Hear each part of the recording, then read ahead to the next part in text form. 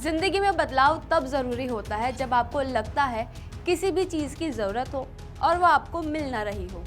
तो ऐसे में फिर हम सरकार की ओर देखते हैं और फिर भागीदारी दौड़ की हो जाती है। और ऐसे में फिर बात आती है किसके हिस्से में क्या आएगा। तो अब भागीदारी बन जाती है आरक्षण। फिर खेल होता है बदलाव और हिस्से की। तो क्या अगर मैं आपसे पूछूं कि अब आखिर हमारा भारत बदल रहा है या राजनीति की दिशा दशा बदल गई है, जिसका सीधा साधा उदाहरण हमारा संसद है, जहां गूंजती है आधी आबादी की आवाज। अब संसद में हर तीसरी आवाज सिर्फ एक महिला की ही होगी, या फिर अब नया और सबसे बड़ा पॉलिटिकल गेम है जिसको मोदी ने मास्टर स्ट्रोक के रूप में दिया है, वो है महिला आरक्षण। नमस्कार, मैं हूं जयश्रिका और आप देख रहे हैं भारत 24। 2 दिनों से संसद में जिस बिल पर चर्चा हो रही है वो सिर्फ एक कानून नहीं है, बल्कि ये देश की आधी आबादी की ताकत, हक और भविष्य से जुड़ा हुआ था। और वो है महिलाएं, जो घर के राशन से लेकर देश का भविष्य भी तय कर सकती। और संसद में महिलाओं को आगे लेकर आने के लिए प्रमुख चर्चा का विषय जो बना है वो है महिला आरक्षण बिल, जिसका इंतजार 27 सालों से था। पूरे देश की संसद पर नजर थी कि आखिर ये बिल पास होगा या नहीं। लेकिन सरकार के 12 साल के शासन में ये पहली बार था जब सरकार बिल नहीं पास करा पाई। सरकार संसद में जिस बिल को ऐतिहासिक बता रही थी, वही विपक्ष इस बिल के खिलाफ नजर आए। अमित शाह से लेकर राहुल गांधी तक हर बड़े नेता ने इस पर अपना दांव खेला। आइए जानते हैं विस्तार से। महिला आरक्षण बिल में संशोधन मामला काफी अहम था, क्योंकि ये बिल आने वाले चुनावों से भी जुड़ा था और विपक्ष इसे लगातार चुनावी मुद्दा मान रहा था। लोकसभा में अपनी स्पीच के दौरान सपा सांसद अखिलेश यादव ने मुस्लिम महिलाओं को आरक्षण देने की बात उठाई थी। साथ ही कहा था कि बीजेपी सिर्फ नारी को नारा बनाने की कोशिश कर रही है। इस पर गृह मंत्री अमित शाह ने कहा कि आप सभी टिकटें मुस्लिम महिलाओं को दे दीजिए, हमें कहां आपत्ति है। गुरुवार देर रात महिलाओं को संसद में 33% आरक्षण देने वाला महिला आरक्षण अधिनियम 2023 लागू कर दिया गया था। नोटिफिकेशन के मुताबिक यह बिल 16 अप्रैल 2026 से लागू हो गया था। इसे सितंबर 2023 में संसद के विशेष सत्र के दौरान पारित किया गया था। इसका मतलब है कि संसद में मौजूदा तीनों बिल पास ना हो तो भी लोकसभा की मौजूदा 543 सीटों पर महिलाओं को 33% आरक्षण मिलेगा। लेकिन यह आरक्षण 2026-27 की जनगणना के आंकड़ों के मुताबिक परिसीमन होने के बाद 2034 से ही लागू होगा। महिला आरक्षण को 2029 के चुनावों से ही लागू करने के लिए 3 कानूनों में संशोधन करना जरूरी था, जिन पर लगातार 2 दिन से चर्चा हुई। विपक्ष ने बिल को लेकर कई सवाल किए, वहीं पक्ष ने उनके हर सवाल का जवाब उन्हें दिया। विपक्ष ने बार-बार 850 का आंकड़ा कहां से आया। केंद्रीय मंत्री अमित शाह ने गुरुवार को समझाया कि परिसीमन से किसी राज्य को नुकसान नहीं होगा। शाह ने समझाया कि 850 का आंकड़ा कहां से आया। वे कहते हैं कि अभी लोकसभा में 543 सदस्य हैं। परिसीमन के बाद सीटों में 50% वृद्धि की जाएगी और कुल संख्या 816 हो जाएगी। इसमें से 33% सीटें महिलाओं के लिए आरक्षित होंगी। 850 एक राउंड फिगर है, वास्तविक संख्या 816 होगी। साथ ही अमित शाह ने इसे नारी शक्ति को समर्पित बताया। अमित शाह ने कहा कि ये बिल महिलाओं को निर्णय लेने की प्रक्रिया में बराबरी का हक देगा और देश की राजनीति को एक नई दिशा देगा। जहां विपक्ष इसे चुनावी एंगल दे रहे थे, वहीं दूसरी ओर पीएम मोदी ने अपनी स्पीच में इन सभी अंदाजों को गलत साबित कर दिया। प्रधानमंत्री नरेंद्र मोदी इस बिल को पहले से ही नारी शक्ति वंदन अधिनियम नाम दे चुके हैं। सरकार का दावा है कि ये कानून महिलाओं के राजनीतिक सशक्तिकरण की दिशा में मील का पत्थर साबित होगा।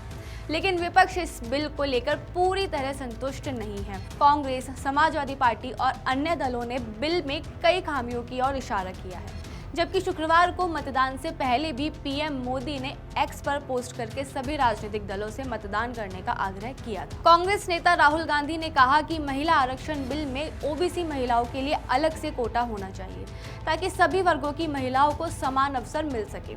इतना ही नहीं, शुक्रवार को राहुल गांधी ने अपनी स्पीच से पूरी सभा को हैरान कर दिया। राहुल ने अपनी स्पीच में कहा कि यह महिला आरक्षण बिल महिलाओं को सशक्त नहीं बनाएगा, यह शर्मनाक कानून है। पूरा कानून लाओ, हम समर्थन जरूर देंगे। यह सिर्फ भारत के निर्वाचन क्षेत्र के नक्शे को बदलने के लिए है। राहुल ने पीएम मोदी का नाम लिए बिना कहा कि ऑपरेशन सिंदूर और नोटबंदी का जादूगर पकड़ा गया। इस पर एनडीए सांसदों ने विरोध करते हुए कहा कि राहुल प्रधानमंत्री का अपमान कर रहे हैं। इतना ही नहीं, राहुल ने आगे कहा कि आप डरते हो कि देश की राजनीति में क्या हो रहा है, आपकी पावर कम होती जा रही है, इसलिए चुनावी नक्शा बदलना चाह रहे हो, जैसा कि असम में किया। लेकिन हम आपको ऐसा नहीं करने देंगे, पूरा विपक्ष इसे हरा कर ही रहेगा। यहाँ तक कि राहुल गांधी ने 16 तारीख को भी मुद्दा बना दिया और कहा कि मैं सभी को एक पहेली देना चाहता हूँ। मैं पीएम को बोलते हुए सुन रहा था, वह टूटे हुए और थके हुए नजर आ रहे थे। तभी मैंने नोटिस किया कि कल तो 16 अप्रैल थी, वे जल्दबाजी में यह बिल लेकर आए हैं। और हम भी जानते हैं, उनके भाषण के दौरान बीच में मैंने अपना फ़ोन देखा जिसमें 16 तारीख थी। मैंने मन में कहा कि हे भगवान, यही तो वो नंबर है 16 जिसमें पूरा आंसर छिपा है। अगर आप किसी को कुछ समझ आए तो प्लीज़ मुझे सोशल मीडिया पर बताएं। आप जल्द ही इस नंबर के रहस्य को जान जाएंगे। इतना ही नहीं, कांग्रेस के साथ समाजवादी पार्टी ने भी बिल का बराबर विरोध किया। सपा सांसद अखिलेश यादव ने कहा कि बीजेपी को समझना मुश्किल है। आइए अब जानते हैं महिला आरक्षण बिल की कुछ मुख्य बातें। पहली, लोकसभा और विधानसभाओं में 33% आरक्षण। दूसरी, SC/ST कोटे में भी महिलाओं के लिए आरक्षण। तीसरी, लागू होने से पहले जनगणना और परिसीमन जरूरी। और चौथी बात यह है कि 15 साल तक यह बिल लागू रहेगा। यानी साफ है कि ये बिल सिर्फ संसद तक सीमित नहीं है, इसका असर देश के हर गांव, हर शहर और हर महिला तक पहुंचेगा। महिला आरक्षण बिल पहली बार 1996 में पेश किया गया था, लेकिन हर बार किसी न किसी वजह से ये अटकता रहा। लेकिन इस बार सरकार पूरी ताकत के साथ इसे पास करने की कोशिश में थी। मतदान होने से पहले शुक्रवार को अमित शाह ने तीनों बिल का जवाब दिया, जिस दौरान कई बार विपक्ष ने हंगामा भी शुरू किया।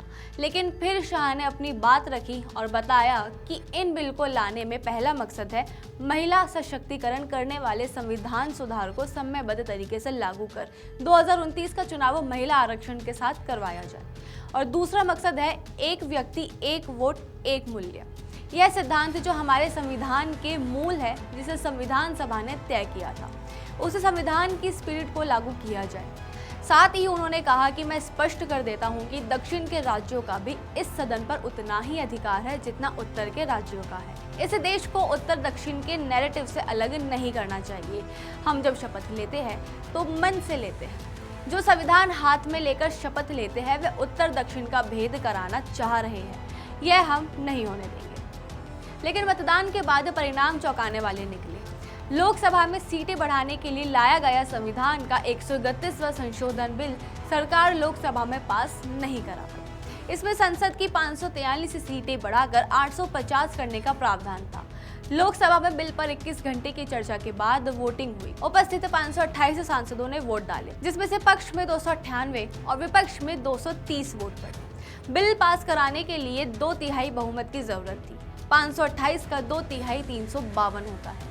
इस तरह बिल 54 वोट से गिर गया। अब महिला आरक्षण नई जनगणना के नतीजे आने से पहले लागू नहीं होगा, यानी 2029 के लोकसभा चुनाव में इसका फायदा नहीं मिल पाएगा। 2 दिन सदन में महिला आरक्षण अधिनियम बिल की चर्चा के दौरान कई सवाल उठ रहे थे। एक तरफ सत्ता पक्ष का कहना था कि ये राजनीति में महिलाओं की भागीदारी बढ़ाएगा, वहीं दूसरी ओर विपक्ष सवाल उठा रहा था कि क्या ये बिल वास्तव में सभी वर्गों की महिलाओं को न्याय देगा। लेकिन असली सवाल यही था कि क्या ये बिल महिलाओं की राजनीति में भागीदारी को बढ़ाएगा या फिर ये सिर्फ एक प्रतीकात्मक कदम बनकर रह जाएगा। अब महिला आरक्षण बिल संसद में पास ना होने के बाद सरकार क्या करेगी? क्या ये मुद्दा दोबारा उठेगा? अब सरकार इस कोशिश में अन्य क्या फैसले लेगी, ये देखने वाली बात है। तब तक के लिए देखते रहिए भारत 24।